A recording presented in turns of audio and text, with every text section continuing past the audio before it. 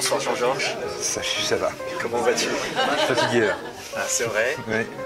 Tu ne viens pas de loin. Nous avons des speakers qui viennent de Paris, de Lyon. Toi, tu viens d'où? Je viens de Haguenau. Ouais. Qui n'est pas trop loin de Non, mais j'ai Mulhouse. quand même fait 2 trains. Ok. Et j'ai marché pour venir jusqu'à la fonderie. Très bien, très bien. Alors, comment tu te sens aujourd'hui par rapport à ton talk de demain? Mieux qu'il y a quelques semaines. D'accord. Pas aussi serein que pour quelque chose de plus traditionnel. Donc on verra demain. Ouais. On sait que tu es habitué un petit peu à ce genre de conférences ici en Europe, en Afrique, aux États-Unis. Alors des conférences, j'en donne souvent. Je donne souvent des conférences et des cours aussi, mais c'est dans un environnement quand même beaucoup plus technologique et technique. Donc en fait, c'est plus simple. Je suis plus dans ma zone de confort. L'autre exemple, ça peut être les Ignite, mais les Ignite, c'est un cadre qui est extrêmement rigide, et donc du coup, tu dois réfléchir, mais tu restes dans une autre zone de confort. Et là, le challenge avec TEDx, c'est que tu n'as pas de zone de confort.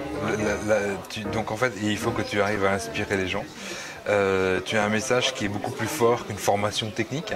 Tu as un message qui est beaucoup plus fort que les 5 minutes d'un Ignite. Donc pour moi, c'est pas facile. D'accord, d'accord. Tu es aussi alsacien.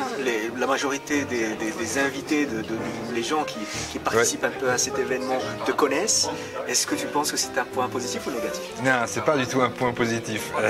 Pourquoi? C'est un point extrêmement difficile. En plus, on a une relation personnelle, en tout bien tout honneur. Donc le truc, c'est que la barre, à mon avis, est beaucoup plus haute. On joue en local. Comme tu dis, il y a beaucoup de gens que je connais dans l'assistance. Il y a beaucoup de gens en fait dont j'ai besoin, je ne peux pas décevoir. C'est pas neutre pour moi de m'impliquer à ce niveau-là pour parler. D'accord. Donc je veux dire, pour moi c'est extrêmement, ça met la barre encore plus haut en fait. Je ne peux pas faire un show qui est médium ou on va dire au-dessus de médium. Il faut que je sois très bon demain. Si je suis pas très bon demain, je m'en voudrais quoi. D'accord. On sait que tu seras très bon. Nous avons préparé ensemble ton talk avec Martine et tout, et on croit en toi. Ouais, c'est bien d'y croire. Merci. Très bien. Jean-Georges, Oui. nous sommes le vendredi, nous sommes le jeudi, nous sommes le mercredi. Nous sommes avant TEDx 2011. Nous sommes et par rapport à TEDx 2010. Un peu après.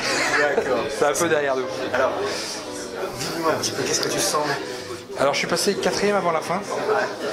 C'est chiant, parce que c'est super fatigant d'attendre toute la journée que les autres passent.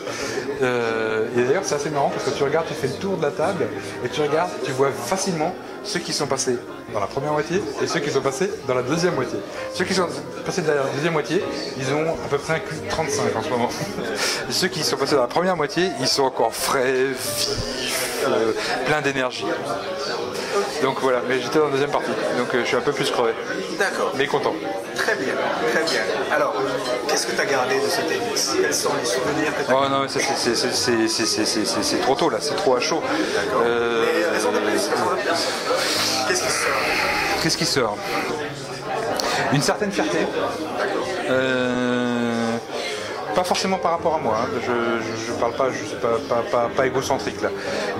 Par rapport à avoir pu participer globalement à ça, à voir en fait l'attractivité que ça a eu, parce qu'en fait c'est pas que le fait qu'il y ait entre guillemets que 100 personnes qui soient venues, là on était limité par rapport aux que 100 personnes, mais je veux dire le fait que les gens viennent et disent en fait c'est bien qu'il y ait des choses qui bougent en Alsace, que quelque part en fait on a réussi ensemble collectivement à faire en sorte que on donne l'impression que les choses bougent en Alsace, qu'on est une région innovante, mais pas sur le papier, dans la vraie vie aussi. Donc ça me plaît bien. Ouais. Ça c'est l'insight de ce soir en fait. Et que je suis crevé. Très bien, très bien. Est-ce qu'il y aurait un message que tu souhaites faire passer? C'est très dur. C'est très très dur. Alors on se donne rendez-vous d'ici une dizaine de jours à Casa, c'est ça? Déjà. Déjà. Ignite Casablanca? C'est dans 11 jours. C'est dans 11 jours. Voilà. Et je vais faire une version mini du talk d'aujourd'hui. D'accord. On va faire du recyclage. Recycler un TED en Ignite, je suis pas certain que ce soit du recyclage, hein. C'est de la reconversion, ça. C'est la fonderie qui passe de l'état industriel à l'université. C'est pas léger. Mais voilà. Très bien, très bien. Bah, écoute, et félicitations à toi.